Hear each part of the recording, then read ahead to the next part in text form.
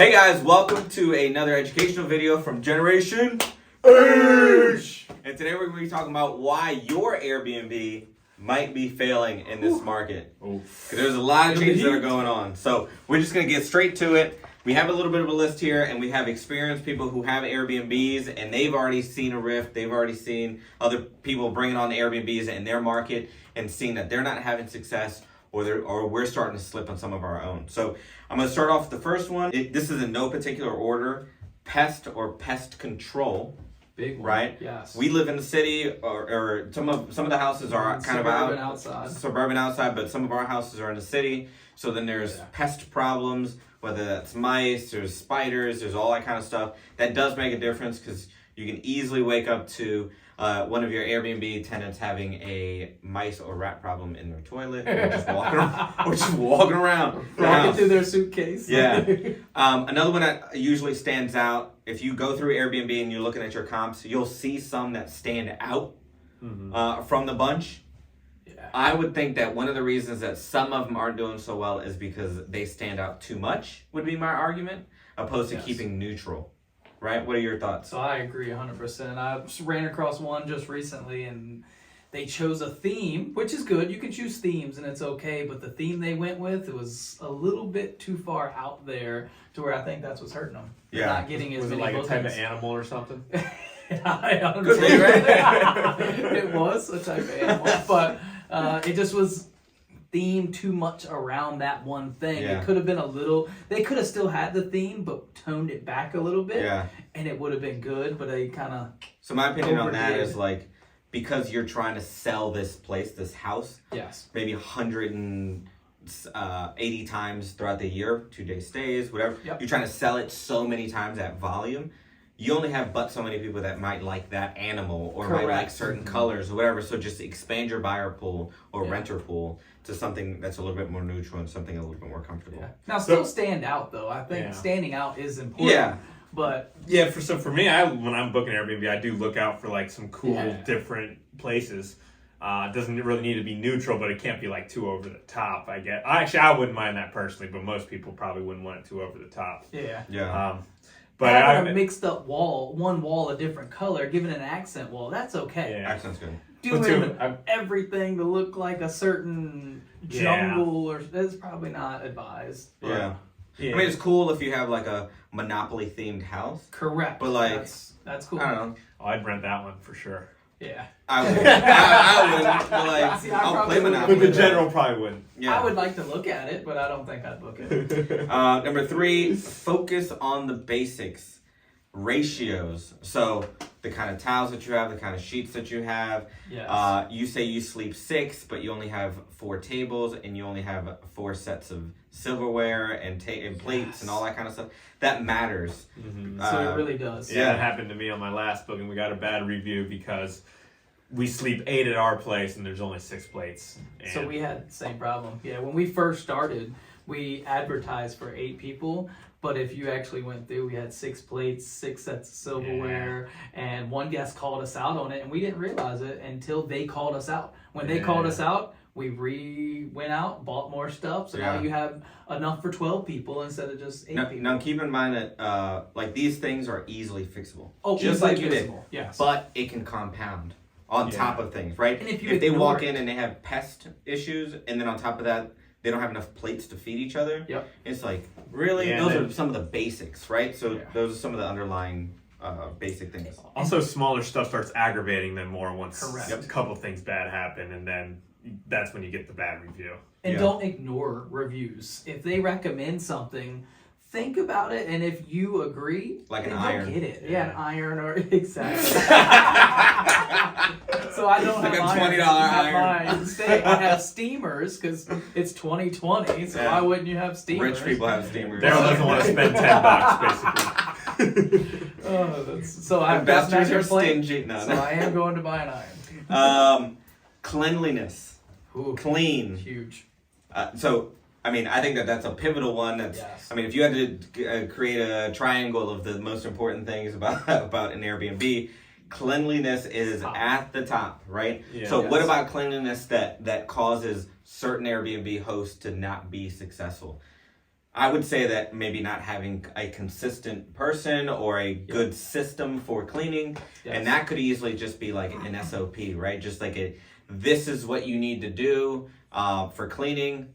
It's printed out and it's in the closet, or there's a list that's in Turnover Airbnb, and just please check off everything and send me a picture. Whatever your system is, but there needs to be a system, because if you have different people doing it, that's where you're going to slip up some. So I agree. Cleanliness is huge, and alternating and rotating your sheets and towels. People don't think about that, but even if you have a good cleaner, but you're using the same sheets over and over for 6 months, they're probably not going to be as fresh as you think they are, even though they got cleaned every single turnover. Yeah. I would rotate them. So we got 3 or 4 sets of sheets per bed, and we will rotate every single time to where now we can get a year out of these same 3 or 4 sheets. Yeah. Do you use duvets or We use duvets. We do use. So you wash duvets duvets wash the duvets every We single time. wash them every single time. We actually have 2 sets, so that way we can rotate. Yeah, because I mean, they'll get dirty with makeup. They'll get dirty. I mean, anything. Yeah. They'll get dirty, and you gotta replace them, and you have to be able to replace them almost immediately. So I mean, that's part of the setup. We're not talking about the setup, but yeah, the cleanliness of it is super important. So making sure that it kind of looks dirty, to replace it. Yeah, replace it. See if you can bleach it. You can't bleach it because it's a gray or whatever. Then Agreed. you're probably gonna have to replace it. So yeah. And I think other things, cleanliness also goes outside, removing the leaves, things like that goes with cleanliness as well. Yeah. Because you're hanging out on a back porch, and right now it's fall, Yeah. all the leaves are falling, you got a pile of leaves all over you. Yeah. They might not like, not to say that they're going to give you a bad review because you got leaves on your deck, but they will look for stuff. The next one, I guess number 5, is toiletries are important. Yes. So beyond toiletries are obviously something that you can use, right, during your stay, whether it's toilet paper, lotions, or gels, or whatever. But then also things that you touch, right? Because those are your impact points. That's super important. You don't want to save a few dollars, and really with toiletries, it's a few. It does add up over the year, but that also increases to the stay. So you have to be careful and manage how much you're spending there, because you can easily overspend, but just kind of like managing that expense. But that is important. And don't go cheap. Get the decent toilet paper. Yeah. You don't got to get the thick stuff, but don't get the paper thin where your fingers go through it. Like, nobody wants that. You gotta fold it 20 times to get it. Just to get it to wipe, Overpricing. Oh. I think it's a big one, especially for people that are trying to get into Airbnbs, or heard about the hype, still are getting into the hype. Maybe they're in a good market and they can be successful still in Airbnbs. You have to be really careful about not overpricing it. Don't be like somebody who's trying to sell their house right now, where prices of housing have completely changed, right? So just be right under the market. If you're new, I think all of us have used a strategy of like look at the market and coming in right under it and trying to see how you can provide more value, and then building up a reputation, building up a review base, building up your systems of, you need an iron, or you need to make the recommendations that you're going to hear from some of those people. Build that up. Now, there is an argument about when you get when you put out for lower price daily nights, you get lower price guests. But I would argue that's something that you have to manage. But then that's also like how you become get thicker skin as a host, and get better and better and better. Because eventually you can price low, and you can probably still get good reviews, a lot of stays, and you just build up your systems better. And as it gets closer to the dates, start lowering your prices as the weekends come, and if it's not booked next weekend, like 7 days from now, start lowering them even more so you do get that booking. Yeah. So I think that leads right into perfectly. Expect to work. Yes. Right. I mean, this is an Airbnb, and we mentioned in another video, like, you have to be hospitable. Yeah. Right. Like it's definitely probably the most active investment that you can make in real estate, as like you putting out your house for rent. It's the most active, and you have to treat it as such, right? So if it's a business, you're gonna have to put a lot of work in, a lot of effort, just making sure that everything is nice and organized and cleaned, and you're getting essentially you're generating business. But what that comes with is communication. That's communicating with contractors for repairs, fixes, whatever. contacting with your cleaners, contacting with your guests. I mean, it is a very active thing, and there are processes that you can put in place. But I feel like a lot of people just were money grabbing for a long time in the Airbnb sector. And they were getting it too. And they were getting it. They were. And they got comfortable with that. And they were lacking. Yep. Now the tide is down and everybody's showing. So if you're going to continue to be successful, or you're trying to be more successful in your in Airbnbs, you need to step that back up and continue to communicate more than you ever have before with your cleaners, with your contractors. Make sure you walk through while your cleaners are cleaning, just to make sure things that people won't tell you about, that you catch. Because those are the things those are the nuances, in my opinion, that guests are maybe not mentioned, but are adding to the irritation, right? The hinge on the door is wiggly, or like the hardware is, like, it's just little things like that. Be careful at the very beginning. Setup expenses, like setting it up and keeping it running, can be very expensive. That kind of goes back to the like toiletries and like keeping up with the Airbnb. If it was good at the beginning and now your bookings are starting to go low, you might start to cut back on your expenses, which is a very reasonable thing. Yeah. But just be mindful where you're cutting those expenses, because the setup can be expensive and the upkeep can be expensive, especially if you're starting to lose money. And not lose, but you're not booking. And on to that point, I also think the reason why you never started to be successful might be because your furnishings weren't up to par, or you didn't decorate it the way people are looking, or attractive enough for people to want to come in and book your place.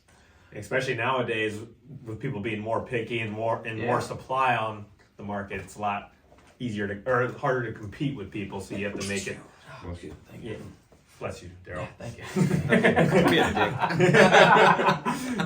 No, I lost my train of thought, so I just said bless you, Daryl. You have to make it more appealing to the general public. So what essentially what I'm hearing you say is value, right? Like value. Because there's less money out there, there's more competition. Like, you want to make sure that you're providing as much value as possible with the layout, the display, the quality of the finishes, the quality of the furniture, the quality of the product that you're putting out. Yeah. Because I mean, if you need to spend $100 for a stay, why not spend it somewhere where it's a nicer, better, thoughtful, place? And not only that, but the higher quality stuff tends to last longer. Like, I went with nicer furniture, and here we are 1 year and 3 months in, and it looks like our couches have barely been used. Like, they're not worn at all. They don't have stains on them. But we went with fiber-resistant, stain-resistant couches instead of your typical. Yeah. We could have went probably $500 cheaper and got the same couch, but it didn't last as long. Yeah. That brings up a good point. So, the quality of all the finishes. Yeah. Plates, couches, beds, mattresses, pillows, like all that kind of stuff does matter. And that's the stuff that you see and you feel and you touch. But then there's other things like the quality of the renovation, which is something that gets overseen, because you're thinking you're buying the table, but you're also like the walls, the plaster, the ceilings, the lights, the outlets, and the everything that does go into the full experience. Because when they're staying at your place, it's the experience. It's not necessarily that you have a bed. Correct. And that's it, right? Because now, again, because it matters now. Yeah, it matters more than ever, where there's less of a pool, and there's more Airbnbs, so people have to choose from, and people are now reverting back to the reviews and reading those thoroughly when they're looking to book, because they want that value. Think about the last 2 years. How many times have y'all went on and saw an Airbnb right in your general area that looked like it was a long-term rental, that someone was just like threw some furniture in from grandma's house and rented it out? I mean, there's so many of them now. They're not there anymore. And they're starting to dwindle out, which is better for us because we actually did it the right way. Yeah, and there's power to that, right? Because like if you end up sticking through Airbnb as the herd thins, you're going to keep that cash flow. It might even increase because there's less of a supply that's out there. Yep. So if you have it in you, it's worth it to a certain degree. You scale it and it might be different, but amenities. Yeah. So little things like, do you have a Mr. Coffee Maker, or do you have K-Cups? Kitchenware, smoking areas or designated smoking areas, fire pits, designated parking spots, exterior chairs. Yeah. What about TVs in the bedroom? You guys got TVs in each bedroom? I put a TV in every room. We don't. Yeah. We don't even have fans we're Yeah. from up north. So we don't have fans and we don't have TVs. So we have fans and TVs in all of our rooms. Now I would say the third bedroom we don't have a fan, but we do have a TV. Yeah. I think that's a nice amenity. I do think people consider that. And we do the Wi-Fi TVs, so you don't have to have cable boxes. So you're not paying an extra bill. All you do is pay. TVs now are $120. Like, we don't get the 50-inch. We get a nice little 42-inch TV to go in the bedroom. It's $120. Yeah, I think it's worth it. It's worth it. I put them in mine too, in all the rooms. And they connect straight to their Netflix account, which everyone has, and bam, they get to watch a movie before they go to bed or something. Yeah. Because I know how I am, and I like to watch something when I go to sleep, and we usually go to sleep with the TV on. Yeah. Set a timer and go to sleep. Yeah. So that I think kind of goes back to maybe the second point I made about just keeping it neutral. Yeah. Right. So in our market in Richmond, that's a southern thing where you is. have fans. I didn't know that, so I didn't put fans in our Airbnbs, and I just kind of built it out to what for me is normal. But what we're all trying to really get to is just what is normal in your area. Right? Yep. So something that's neutral, that's appealing to most people. So just keep that in mind and kind of try to Not saying you have to have a a fan, but some people do like sleeping with a fan or having a fan on because summers here do get hot. Yeah. And having the air circulating does feel a little better at night. And then the last piece that I have, unless we have some other comments, is due diligence, DD in your area. So be thorough about the due diligence in your area. And what I mean by that is not necessarily pre-purchasing it. It might be something you already have, right? Yes. But can you design the area differently, right? Yep. Do you have an office space? Cool. Does everybody else have an office space? Then that's probably what you want to do. Yep. Is there only 1-1 studios or 2-1s in your area, but you could potentially make yours a 3-1, Yes. a 4-1? I don't know. Give that a shot. You might end up, being the exception opposed to the rule, and that might lead to much more bookings and a much bigger return, better return. Obviously, that's easier to go up. To come down, you don't want to eliminate bedrooms and that kind of stuff, but I don't know. Is it like a nursery? Is it like things that will make you stand out from the bunch, or the option of a nursery, and you just have like a pull-out couch in that room, and then that room can double as multiple things. So just like trying to think outside of the box, but usually thinking outside of the box based on your area. Yes. Right? So and try I to agree. maximize that. Yeah, I agree. For ours, the office set us apart. A lot of time, I don't know if that was the reason they booked or a lot of people did book, but we took the third bedroom and had a day bed and an office desk and chair and everything. And people use that. Like, we can't tell you how many guests have reviewed and said, we love the office space. It was nice to just get away, get my work done, and then go back to the house. They were able to get away from the kids for a second, do their thing, and come back. Yeah.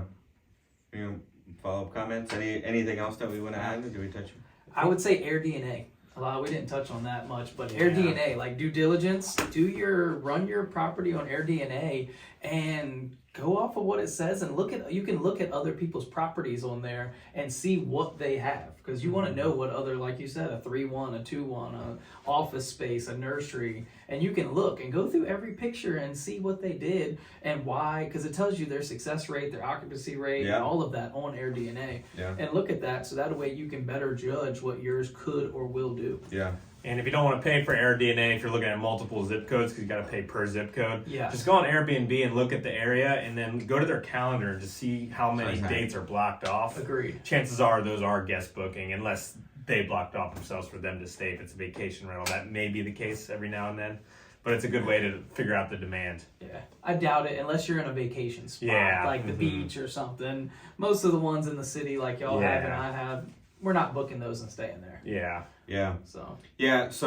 So I that kind of sums up the majority of the reasons why we think that certain Airbnbs, and maybe your Airbnb is starting to fall a little bit behind. So those are some of the things that you want to take a look at, see if you can adjust, see if you can fix. There's still tons of money out there. I think, I mean, you're at an average of like 80%, 85% occupancy. I'm around the same. I haven't seen a fluctuation in my income for Airbnb. No. I think all of us are pretty much in the same spot, and it's because we see the value in the kind of the underlying stuff, and we're not putting not pointing anybody out, but like we're not putting picture perfect HGTV like setups Agreed. that are cheaply put together or Yeah. Just put some subpar time stuff. into it. Yeah. Think about Care. where you want to live, and if you were to go to a hotel, do they have nice pictures on the wall? Yes. Do they make you feel at home? Usually. That's why you stay there. So make it to where someone feels homey. Nice and cozy. Yeah, nice and cozy. Yeah. Not like it was intended to be an Airbnb and it's just like nice and cold. Yeah. Get good pictures. I think it goes a long ways. My personal opinion. It does. I hired a professional photographer to do my pictures and walkthrough video, and I think it made all the difference. My iPhone would have never done what she did. You have a walkthrough video on the Airbnb? We have a walkthrough video and we have a Matterport. What that cost you? To where it was $450. $450, and that nightly stay at that place is what, $150, $200? $200 a night. $200. Yeah. So in 2.5, let's call it 2.5 stays. You covered it. You covered it, and you are going to continue to use that same picture, walkthrough, and Matterport for at least a year or 2 years before you start changing couches. And then she also will come back, and if we change some pictures or a new rug, she'll come back, take a picture of that room, charge us a little bit of money, and now we have updated pictures for our Airbnb. So, and you can put videos on Airbnb, or is it a separate link? You can't. So we put a separate link, so you can go to the Matterport, and you can actually step by step walk through every room and look at the whole dimension of the house. Cool. Yeah, so I think that the underlying thing as to why certain Airbnbs are failing and not is value. Yes. I think that's the big word everybody's looking for, so they want to be a little bit more responsible about the way that they're spending their money now. Yeah. Because everybody, recession, it's getting tighter. Everything, everywhere, right? So think about that when you're setting up your Airbnb and make sure you're providing as much value as possible in order for them to have a good, comfortable stay and want to continue to stay with you. So I agree. That's us. That's our piece. Again, Carlos, subscribe. Daryl, Dylan. Yes. Generation. Subscribe, hit that like. Hit that like button. Like, subscribe, bell, comment. Yeah.